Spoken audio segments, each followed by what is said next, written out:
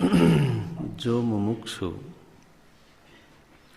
जो परिव्राजक सन्यासी, जो विरक्त मुमुक्षु है, तो जिसकी वृत्ति में वस्तु के साथ अथवा परिस्थिति के साथ अथवा व्यक्ति के साथ मम का संबंध प्रगाढ़ नहीं है, माने ऐसी मनः स्थिति में जो प्रवेश कर गया है कि जिसमें बिना ममता का भी एक जीवन होता है और उस जीवन के सौंदर्य की इस मनुष्य को अनुभूति हो गई है, माने ऐसे ही जीवन को चाहता भी है, उसको बोलते हैं परिव्राट, उसको बोलते हैं परिव्राजक, उसी को बोलते हैं सन्यासी। मनुष्य के आंतरिक विकास के क्रम में बहुत सारे पड़ाव होते हैं।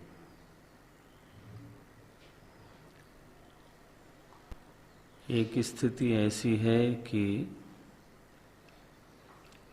ममता का संबंध हो जाने पर जीवन में आश्वासन मिलता है, जीवन को आधार मिलता है, व्यक्ति अपने को आश्वस्त अनुभव करता है कि मेरा कहने के लिए मेरे पास कुछ है।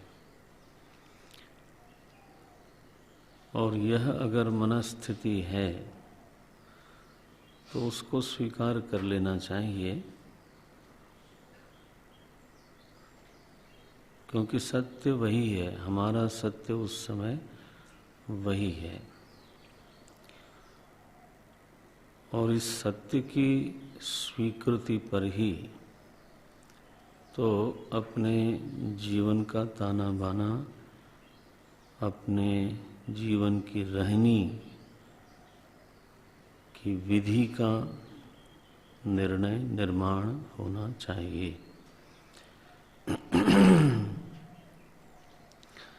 और इसलिए जहाँ पर हमारी वैध ममता बनती है तो उस ममता को रखिए, उसमें कोई आपत्ति नहीं है। वैध ममता का अर्थ क्या है कि अपने प्रयत्न से, अपने कर्म से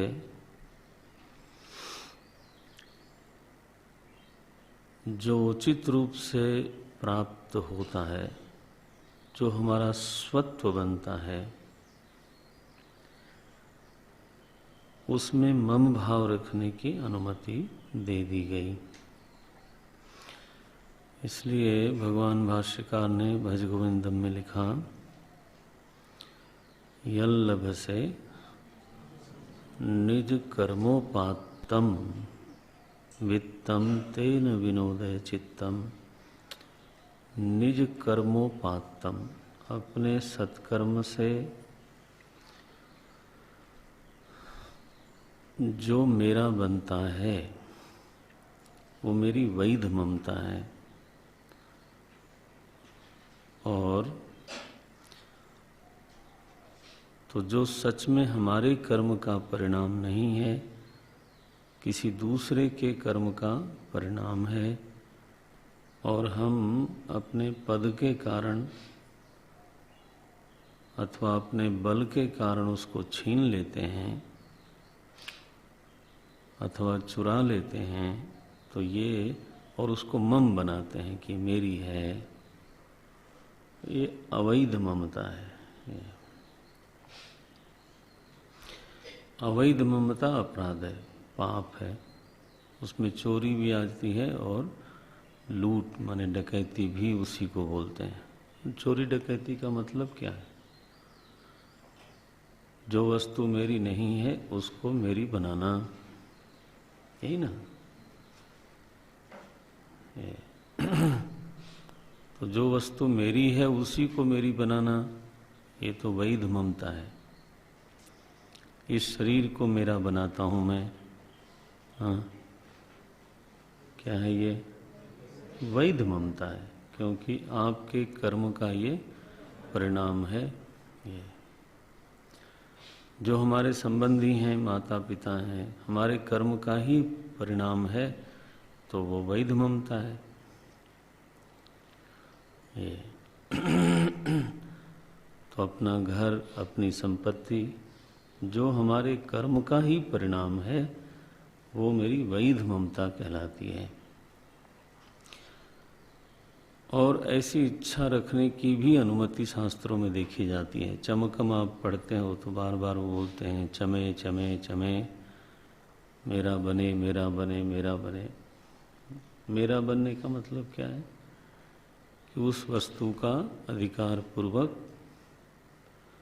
स्वच्छंदता पूर्वक मैं उपयोग कर सकूं, इतना मतलब है।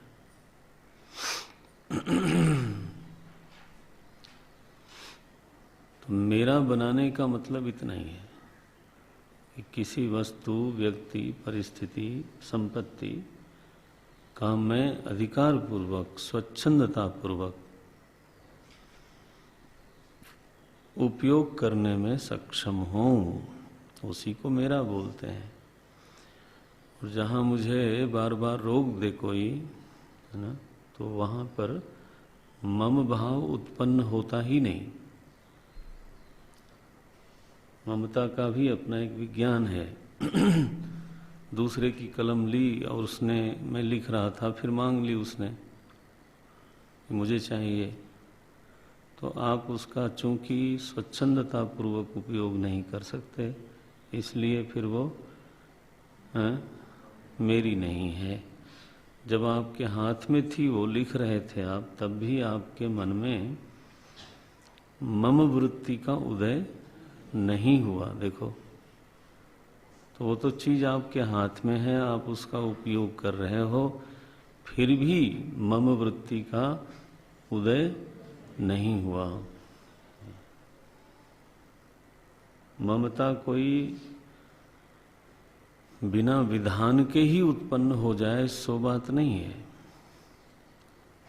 ममता भी वैधानिक है, विधान से उत्पन्न होती है और विधान से छूट जाती है। विचारणी ये है कि कौन सी ममता की अनुमति है, किस ममता की अनुमति नहीं है। और अनुमति अगर दी गई तो क्यों दी गई? अगर वो सर्वकाल में हानिकारक है तो उसकी अनुमति देनी ही नहीं चाहिए थी वेद को, है ना। वेद में ऐसे मंत्र आते हैं, प्रार्थनाएं आती हैं, जहाँ वेद का ऋषि कहता है कि मुझे ये सब चाहिए। अहम वृक्षस्य रेरिवा पृष्ठम कीर्ति पृष्ठम गिरेरिव। बोलता है मेरी कीर्ति हिमालय की तरह ऊंची हो जाए।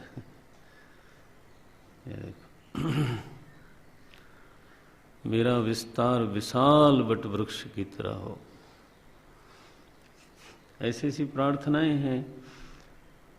तो अनुमति मिलती है वेद की ओर से।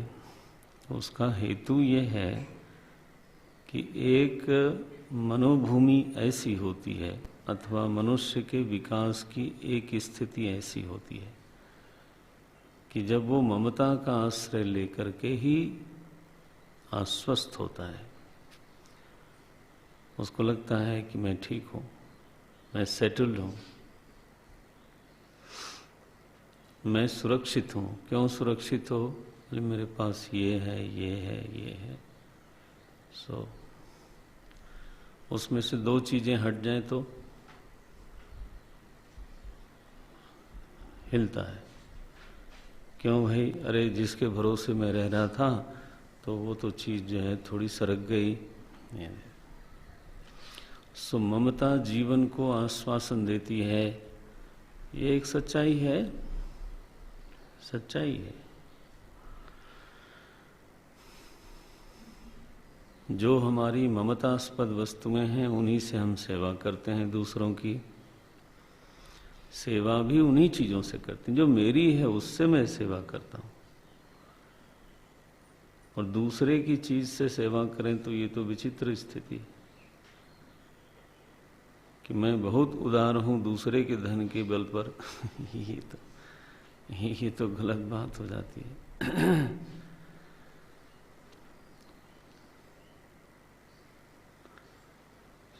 ममता का एक धार्मिक रूप है, धर्म सम्मत भी होती है वो,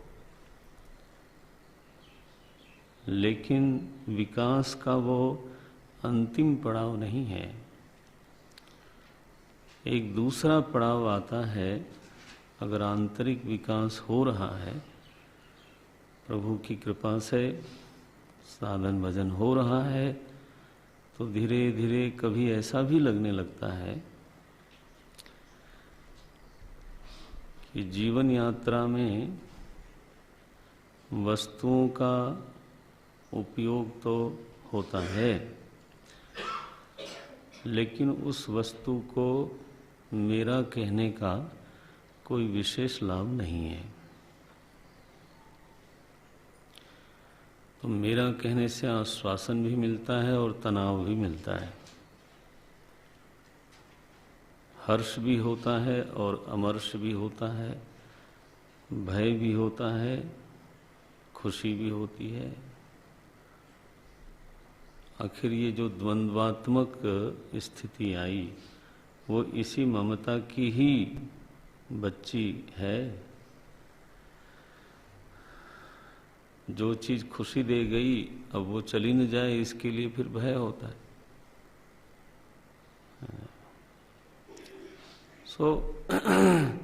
यह तो जो द्वंद्व की स्थिति है वो वहीं से आई है, कोई आसमान से नहीं आई है, कोई संसद भवन से नहीं आई, नो, किसी कमरे से नहीं निकली है वो। हम सबके जीवन में द्वंद्व है, उसका स्रोत कहाँ है? केवल वही ममता, और क्या? जिसको हमने मम कहा उसके आने पर खुशी और उसके जाने का डर लगता है तो भय, और जिसके कारण वो चली जाएगी उससे द्वेष। परिवार बहुत बड़ा है, मैं 2-3 प्रमुख सदस्यों का नाम ले रहा हूं। ममता कर परिवारा, ये कुछ प्रमुख सदस्य हैं जिसमें भय है, द्वेष है, हर्ष है, अमर्ष है, हिंसा है, क्रोध है, ये सब चीजें आती हैं।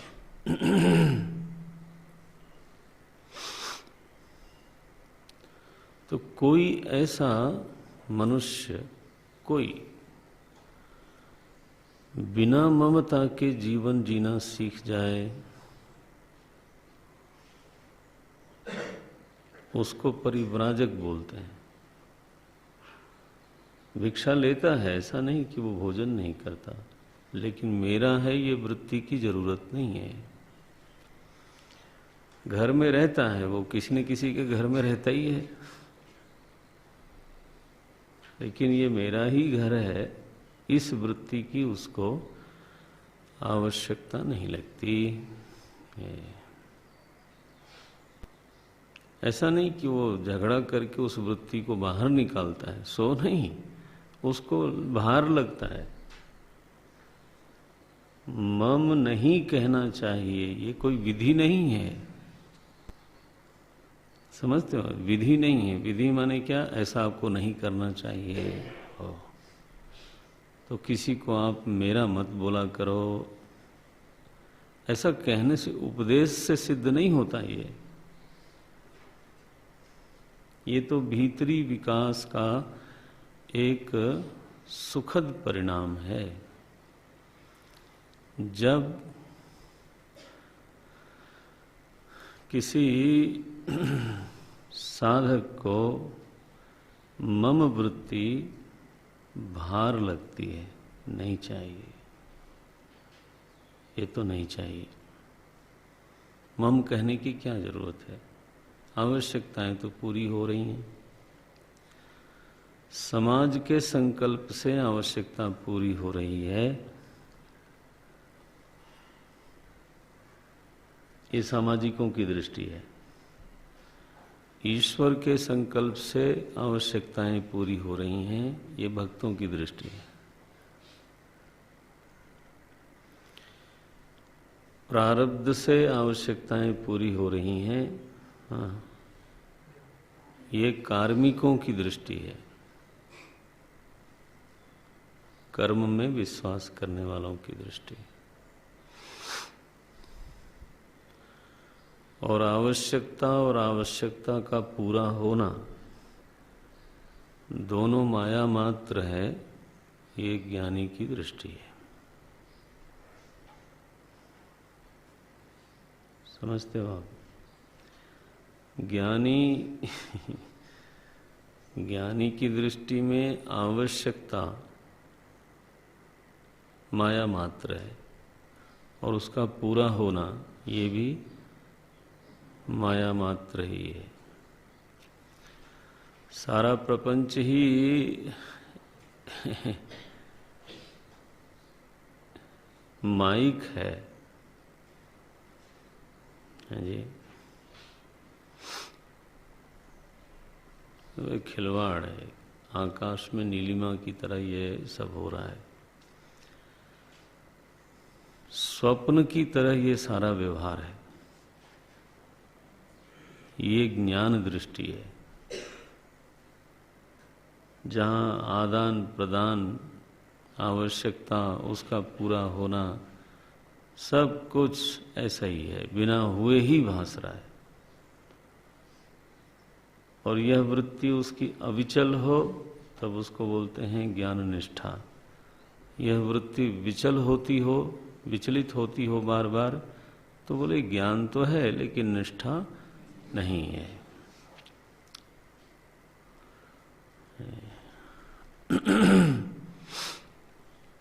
जो भी दृष्टि संभल जाए तो संभल जाए, लेकिन ममता की यदि आवश्यकता किसी को नहीं लगती तो उसका बंधन है, वो साधारण व्यक्ति है नहीं। उसको बोलते हैं, भाष्यकार ने यहाँ लिखा, परिव्राट। आप समझते इस शब्द कैसा बना? परिव्राजक। वर्जनम, व्रजनम माने चलनम, चलता जाता है। चलता जाता है का मतलब क्या है कि एक जगह पहले था और वहां से उठ गया, उसको पकड़ के नहीं रखा, उसने क्या किया? उठ गया, चल दिया। उसको बोलते हैं सन्यासी। उसमें मूल भाव पकड़ना चाहिए। उसका मतलब है कि वो कहीं पर मम करके बैठता नहीं है। कहीं पर देह की दृष्टि से कहीं न कहीं तो बैठा रहेगा, लेकिन मन के स्तर पे वो कहीं पर मम करके बैठता नहीं है। जिन लोगों को ऐसी स्थिति प्राप्त है, वो लोग व्यवहार में संभव है दूसरों जैसा ही दिखाई देते हो। थोड़ा बहुत फर्क भी दिखता है, नहीं दिखता ऐसा नहीं, दिखता भी है, लेकिन फिर भी लोगों जैसे ही दिखते हैं।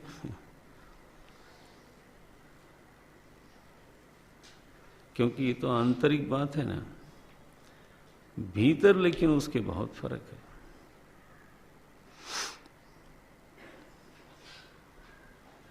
निर्निराशीर निर्ममो भूत्वा युध्यस्व विगत ज्वर। भगवान इस स्थिति को बहुत पसंद करते हैं। 12वें अध्याय में तो भक्त के लक्षणों में मम शब्द का प्रयोग किया, निर्ममा। अब हिंदी वालों ने निर्मम शब्द जो है निष्ठुर शब्द के अर्थ में कर दिया। एक संस्कृत में शब्द है निष्ठुर। निष्ठुर माने संवेदना शून्य, क्रूरता है। किसी को कुछ भी हो हमें क्या फर्क पड़ता है, इसको बोलते हैं निष्ठुर। द्रवित नहीं होता हृदय। हिंदी में ऐसा अर्थ ले लिया किस शब्द का, निर्मम शब्द का। बड़ी निर्ममता से उन्होंने उसको ला। तो काल के प्रवाह में ये सब अर्थ विपर्यय होता रहता है। और हिंदी वाले लोगों ने संस्कृत पढ़ना भी छोड़ दिया। पहले के जो हिंदी के विद्वान थे वो संस्कृत के भी विद्वान थे। तो आजकल के जो तथाकथित साहित्यकार हैं